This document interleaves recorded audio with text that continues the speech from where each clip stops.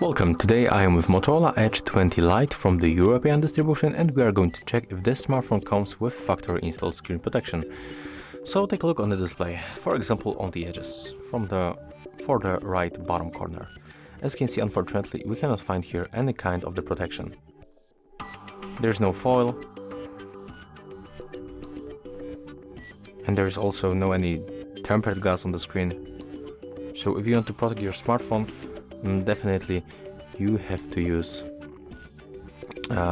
invest and buy some kind of the glass or foil that you will apply, and it will definitely increase the toughness of your screen.